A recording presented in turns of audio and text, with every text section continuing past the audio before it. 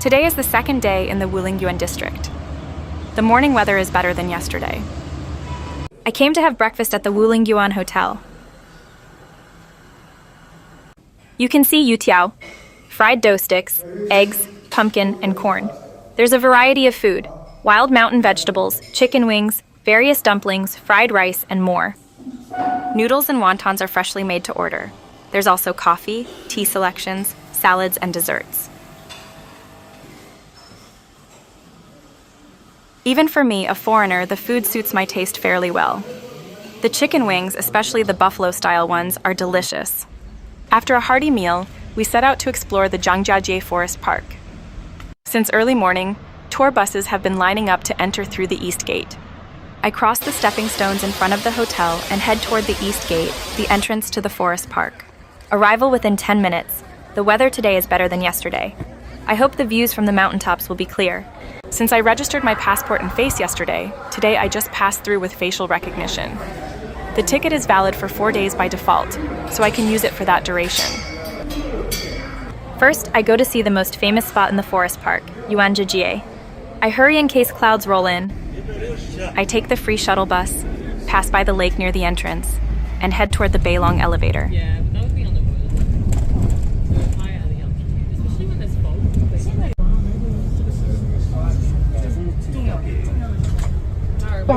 About 15 minutes later, I pass by the Jinbian Stream entrance and arrive at the Bailong Elevator entrance.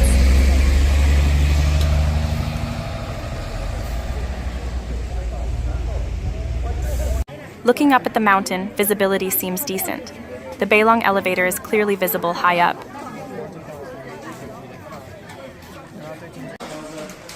Now I enter to ride the Bailong Elevator. It's the world's tallest outdoor elevator at 335 meters, and it ascends in 1 minute and 50 seconds. Unlike yesterday, what about today? As we go up, the scenery finally reveals itself clearly, and people let out gasps of amazement. I've returned to Yuanjiajie, one of Zhangjiajie's most spectacular sites. It became even more famous as the backdrop for the movie Avatar.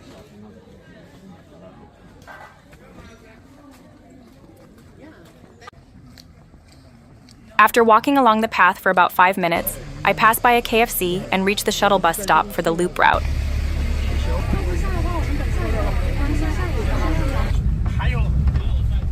I take the shuttle bus for about 8 minutes and arrive at the Yuanjiajie Mihun stage parking lot.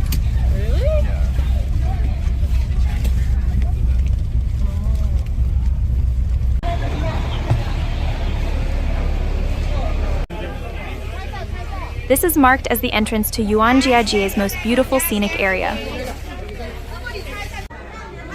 We plan to visit in this order: Mihun Stage, Enchantment Stage, Qiankun Pillar, Hallelujah Mountain, Tianxia Diyi Bridge, the first bridge under heaven. Ah, today it's clearly visible. The scenery here is so mystical that you can't tell if you're in the human world or a fairy realm. It's an unreal landscape. It's called Mihun Stage, soul-stealing stage, because it truly steals your soul away.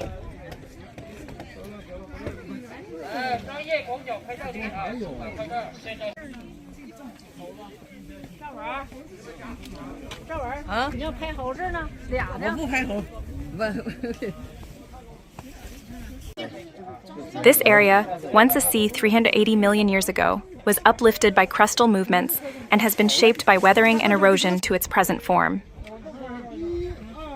Now I head toward the nearby Qiankun Pillar, labeled as the Avatar Floating Mountain.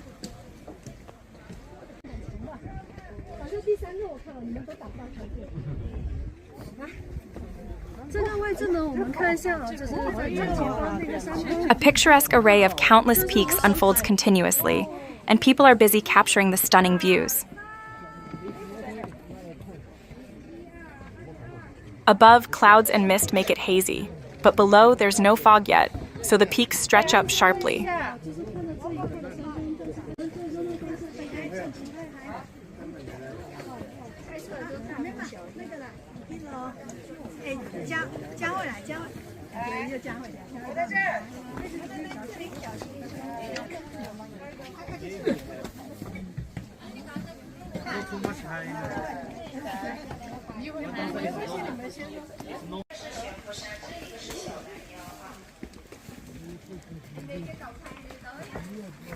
This is the famous Changkun Pillar, which served as the inspiration for Hallelujah Mountain in the Avatar movie. Now I move toward Tianxia Diyi Bridge, the first bridge under heaven. From here, you can also see Changkun Pillar from a different angle.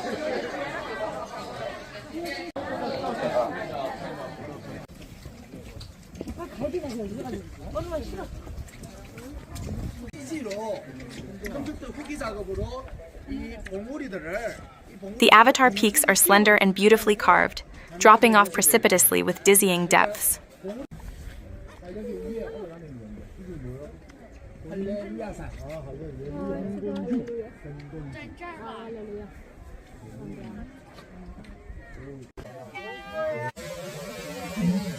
I pass by a turtle release spot. There are also many goldfish, perhaps released as substitutes for wishes. It's a place for making wishes.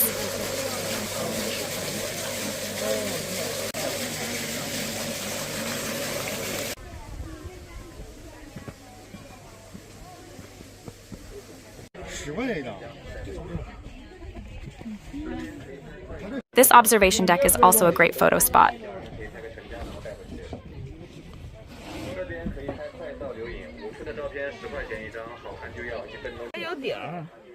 A famous attraction here is Baiyuan de Chao, 100 Yuan note view.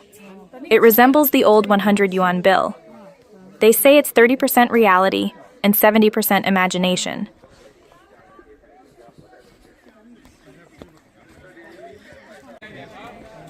Finally, I arrive at Tianxia Diyi Bridge, the first bridge under heaven.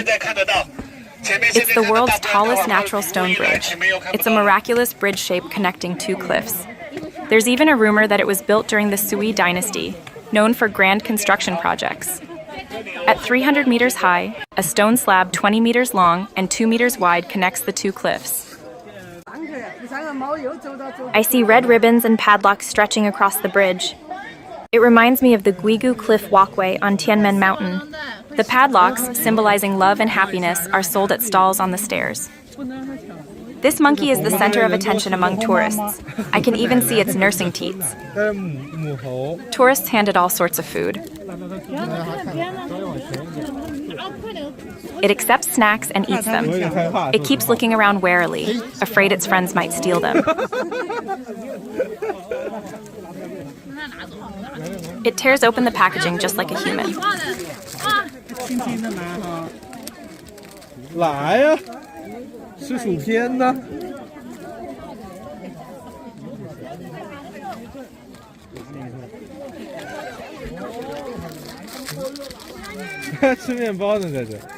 It also takes oranges as offered. 1, 2.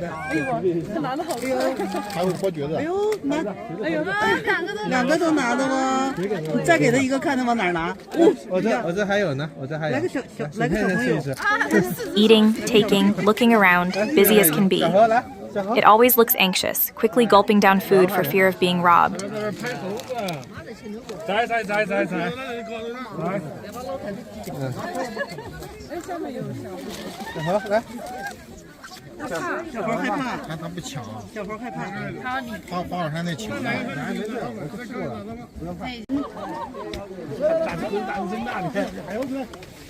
It moves to another spot and after finishing its meal heads for the trash bag. It's quite alert.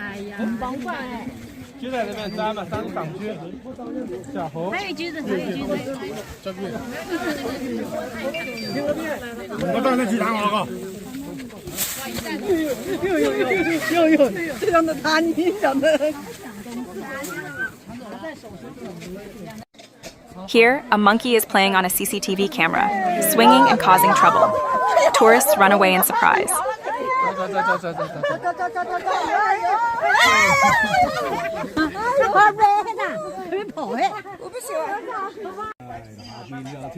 There are so many strange and beautiful peaks. Now I exit Yuanjiajie. The weather turns cloudy and gets a bit chilly. A warm cup of ginger tea hits the spot.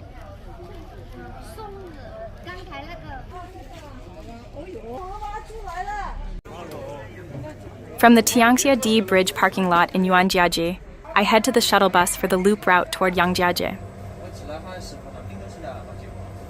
About 10 minutes later, I arrive at the Wulong Village parking lot, the entrance to Yangjiajie. I head up to the Yangjiajie entrance.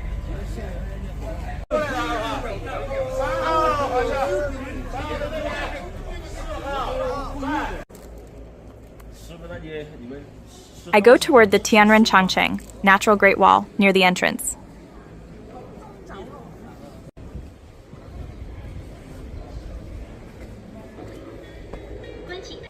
But now, a lot of mist has rolled in. It has a somewhat mystical feel, but the peaks are appearing and disappearing. Unlike the man-made Great Wall, this is a naturally formed wall, but it's not clearly visible today.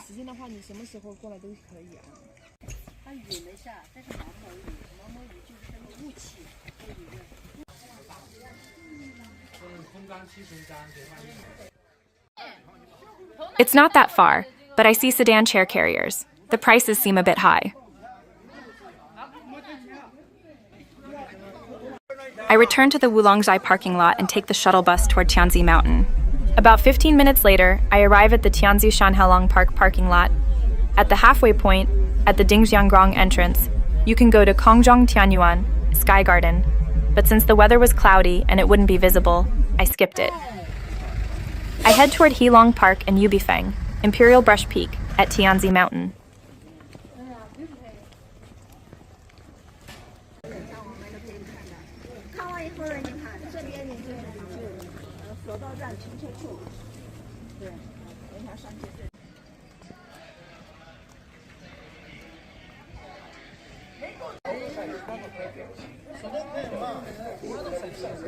I see the statue of General Heilong and pass by a McDonald's. In the afternoon, it's starting to rain more. The fog is also getting thicker.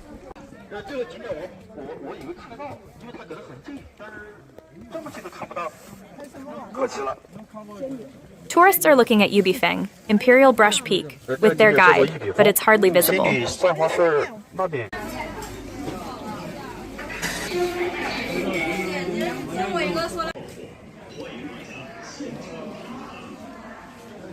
Now to complete the western loop of the forest park, I head back to the Yangjiajie cable car upper station.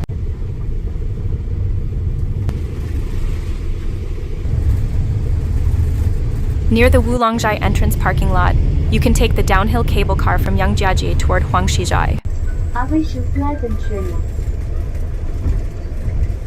About 15 minutes later, I arrive at the Wulongshizhai entrance and head to the Yangjiajie cable car upper station. By the way, the small, plump bananas I bought at the East Gate entrance this morning are delicious. On foggy days, the best thing to do is to take a cable car through the clouds and go down from the mountain to enjoy the view. Maybe because of the rain, luckily there aren't many people waiting. It looks relatively quiet compared to the Tianmen Mountain cable car. We will take the cable car to the lower station at Yangjiajie and then go to see Huangshizhai.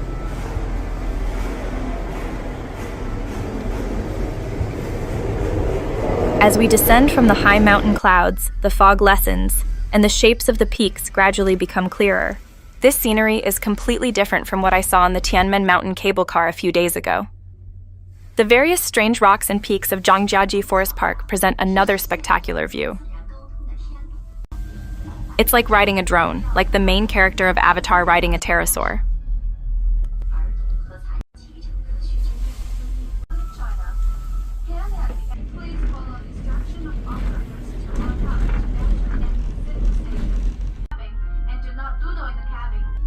After about 10 minutes, I arrive at the Yangjiajie cable car lower station. Now, I come to the parking lot and head to Huangshizhai. First, I take the shuttle bus toward Longfengyan and head south.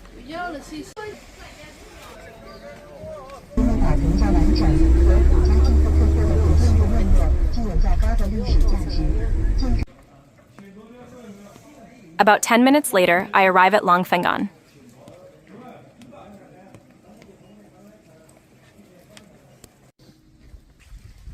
I take a light 15-minute walk to the parking lot below Longfangan.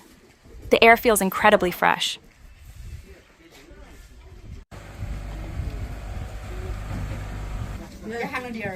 Five minutes later, I arrive at the Huangshizhai cable car lower station. Huangshizhai, Huangshi Village, is very popular for its majestic and ever-changing grand scenery. Legend has it that Zhang Liang, the famous Han Dynasty strategist, was rescued by his master Huang Shigong while in seclusion here, which is how the area got its name. At the Huangshizhai cable car entrance, many monkeys are playing here and there. Since the cable car ticket was pre-purchased on the first day, and I just passed through with facial recognition. This is also a filming location for the movie Avatar.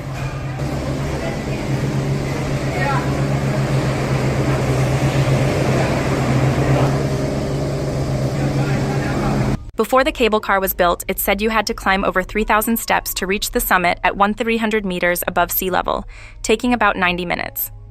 Zhangjiajie Forest Park is said to have thousands of peaks, and they all seem a bit different.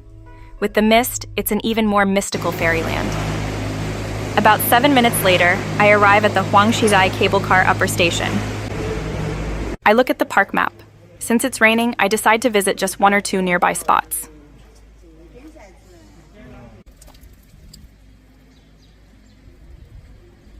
If you have time later, it'd be lovely to take a leisurely trek and soak it all in. There are trekking routes everywhere, but since it's raining, I'm sticking to a closer one. A pine tree with strong, self-sustaining power is faintly visible on a thin peak below. It's marked as Huanggong Budao, Huanggong preaching the way. It is a legendary rock formation depicting the Han Dynasty strategist Zhang Liang kneeling before his mentor, Huangshizhai. The taller stone pillar represents the master imparting wisdom, while the shorter one shows the disciple respectfully receiving it. Despite the bad weather, I see an elderly couple meticulously capturing photos. Their togetherness looks warm. Because of the heavy fog on top of Huangshizhai, visibility is poor, so I stop further trekking and take the cable car back down.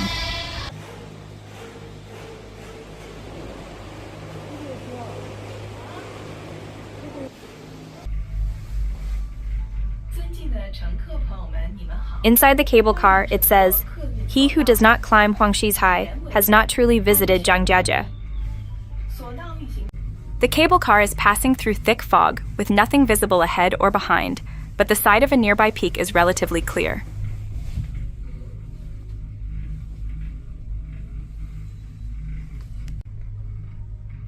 There are said to be unusual rock peaks like Fengkuo Tai, Beacon Tower, and Shenlai Feng, Immortal Arrival Peak.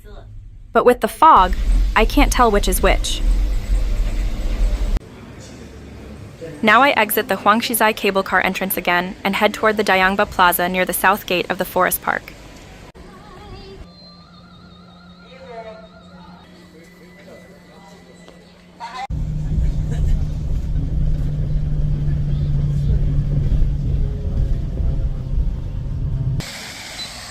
About 5 minutes later, I arrive at Dayangba Plaza. Dayangba means Big Oxygen Plaza.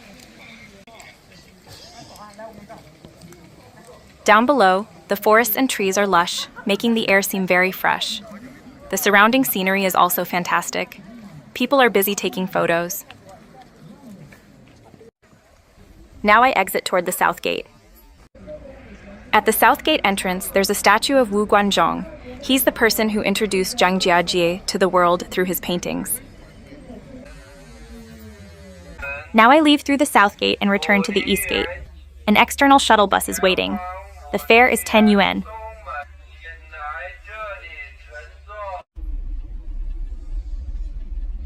After about 25 minutes on the bus, I return to the east gate, concluding today's sightseeing. For dinner, since I traveled hard today, I go for Korean barbecue. I came to Huangjiajie Golden Castle, near the East Gate entrance. There are many tourists. It's been a while since I had Korean barbecue. I get a grilled meat platter along with stone pot bibimbap. I also ordered kimchi stew.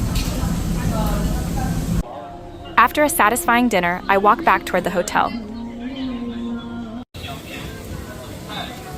In the back streets near the East Gate, there's a night market-like area selling various foods. Lots of options here too. I'm full, so I just look around, buy some fruit, and return to the hotel. I also tried a fruit called huajan, passion fruit, which I was told is a Vietnamese tropical fruit. The taste was just okay.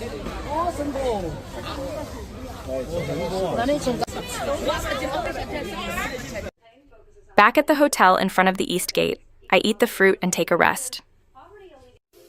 Leaving behind the mystical Zhangjiajie, where it feels like immortals live in the mountains, I head back home tomorrow. Of course, better weather would be ideal, but Zhangjiajie is reportedly cloudy or rainy about 200 days a year. However, most of it is drizzle, and a bit of mist seems to actually enhance the mysterious charm. The next morning, we head back to Zhangjiajie Heihua Airport. Getting near the airport, I can see Tianzi Mountain in the distance. From the departure hall, I can vaguely see Qianmen Cave, which I visited on the first day, appearing through the clouds. As expected, Zhangjiajie's natural scenery truly shines when paired with clouds and mist. It's for the sake of mystery.